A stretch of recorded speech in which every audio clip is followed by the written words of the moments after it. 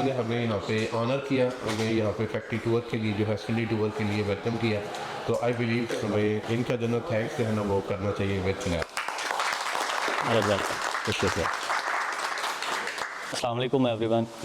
मेरा नाम हसीब गुमन है और मैं कंपनी में कंप्लायंस और उसके अलावा फुटबॉल सेक्शन की मार्केटिंग जो है उसको मैं ओवरऑल देख रहा हूँ। मार्केटिंग के बाद total production, total cut to pack और कस्टमर को शिपमेंट तक। फर्स्ट ऑफ ऑल मैं टैलेंट स्पोर्ट्स की बात करूँ तो हम 1997 से इस प्रीमिसेस में बैठे हुए हैं। इंटरनेशनल बहुत सारे कस्टमर्स हैं, 100+ जिनके साथ हमने काम किया हुआ है और कर रहे हैं। बेसिकली ये जो मंथ होते हैं अक्टूबर, नवंबर और दिसंबर, ये एक्चुअली होते हैं कंप्लायंस के रिलेटेड। इन दिनों में आपने देखा होगा कि इंटरनेशनली एग्जीबिशंस होती हैं बहुत ज़्यादा।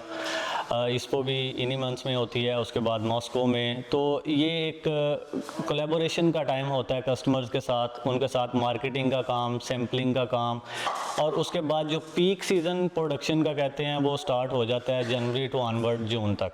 ये पीक सीजन्स होते हैं। इनमें कंपनी में वर्कफोर्स बहुत ज़्यादा होती है, हर कंपनी हायरिंग कर रही होती है, और उसके बाद फिर 2 माह प्रिक्योरमेंट में चले जाते हैं एंड उसके बाद फिर नेक्स्ट ईयर का, मतलब 6 माह का पीक सीज़न होता है और 6 माह लाइट सीज़न में चलता है, इस तरह होता है। अब मैं आपको बताता हूँ कि कुछ ऐसी सर्टिफिकेशंस होती हैं जो ओवरऑल चलती हैं, जिनको हम सोशल सर्टिफिकेशंस कहते हैं, जैसे BSCI हो गया, SA 8000 हो गया, रैप, ठीक है। ये सोशल सर्टिफिकेशंस है। इसमें बेसिकली हर में कंप्लायंस भी शामिल होता है, इसमें एनवायरमेंटल भी शामिल होता है, इसमें हेल्थ एंड सेफ्टी भी शामिल होता है। अब ये जो सोशल सर्टिफिकेशंस हैं ये तो नॉर्मल हर कंपनी या छोटा सेटअप, बड़ा सेटअप, ये वो सर्टिफिकेशन है जो कि मैनेज कर लेते हैं अपनी प्रीमिसेस के अंदर। थर्ड पार्टी ऑडिट्स करने आते हैं, ऑडिट्स हो जाते हैं, ऑडिट्स होने के बाद एक सर्टिफिकेट मिल जाता है। उस सर्टिफिकेट की बेस पे हम कस्टमर से ऑर्डर्स वगैरह लेते हैं। अब इन सर्टिफिकेशन में सबसे ज़्यादा क्या होता है जी, तो वो जाते हैं लेबर की तरफ कि आप लेबर को पे कर रहे हैं तो कितनी देर के लिए कर रहे हैं। ये एक स्टैंडर्ड्स इन्होंने बनाए हुए हैं,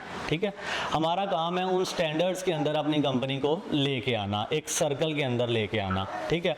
उसमें हमने कंपनीज को टाइम से वेजेस देनी होती हैं, बोनसेस देने होते हैं, वर्कर प्रॉफिट पार्टिसिपेशन फंड्स वगैरह जो है वो देने होते हैं, जो इनकी वेलफेयर के प्रोजेक्ट्स चल रहे होते हैं ये लेके चलना होता है। ये एक हेड हो गया वर्कर्स का। इसके बाद हम दूसरी तरफ आ जाएंगे, इन्हीं वर्कर्स की हेल्थ एंड सेफ्टी के ऊपर भी एक चैप्टर है कंप्लीट, जिसमें हमने प्रीमिसेस में अपना देखना है कि हमारी प्रीमिसेस में कोई ऐसी मशीन, कोई ऐसा केमिकल, कोई ऐसा काम जिसकी वजह से वर्कर्स की कोई हैजर्ड हो सकता है, ये हमने रिस्क असेस करना होता है। First of all risk assess करने के बाद उसका प्रिवेंटिव एक्शन लेना होता है और फिर उसकी मुसलसल मॉनिटरिंग चलती है, जो कि हर साल बाद जब ये ऑडिट रिवाइज होते हैं, कोई भी सोशल ऑडिट है वो साल बाद उसका फोकस ऑडिट होता है।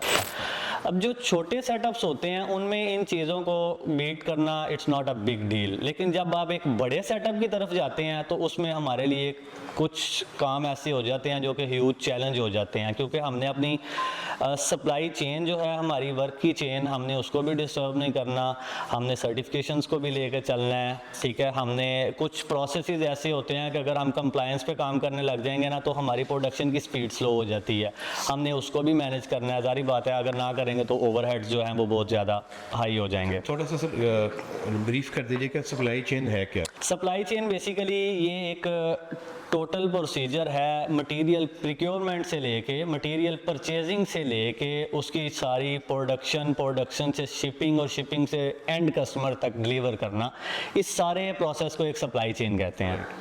तो ये है हमारी सोशल सर्टिफिकेशंस के रिलेटेड। अब जो छोटे सेटअप्स हैं, अब जैसे मैं कहता हूँ कि एडिडास वगैरह है, नाइकी है, ये छोटे सेटअप्स के पास नहीं जाते। उसकी रीज़न, सबसे बड़ी रीज़न ये है कि इनके अपने कंप्लायंस जो है ना, कोड ऑफ कंडक्ट हैं, ठीक है। कोड ऑफ कंडक्ट क्या है कि जैसे सोशल ऑडिट्स को अगर हम लेके चले ना तो वो जो हमारे पास एक पेज आ जाएगा ना सर्टिफिकेशन का, वो हम दिखाएंगे ये जनाब हमारा एक इंटरनेशनली माना जाता है, हमारी कंपनी एक इंटरनेशनली स्टैंडर्ड को कम्पीट कर रही है।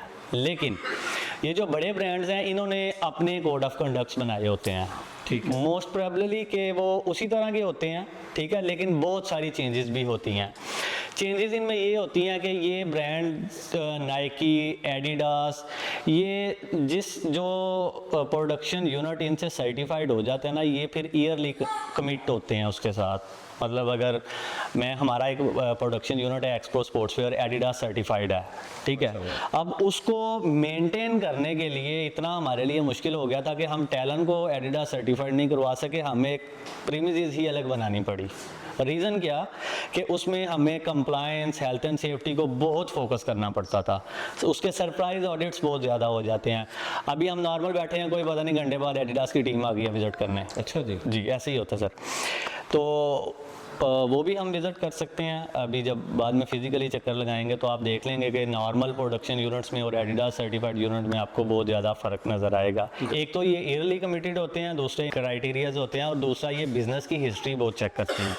जैसे अब हम बैठे हुए हैं 1997 से लेके मज़ीद, तो अभी हमारी इंटरनेशनली अगर देखा जाए तो हमारी कंपनी की बहुत अच्छी वेल्थ है अल्हम्दुलिल्लाह। कोई भी ऐसा मेजर कस्टमर नहीं जिसके साथ हमने काम ना किया हो या ना कर रहे हों, ठीक है।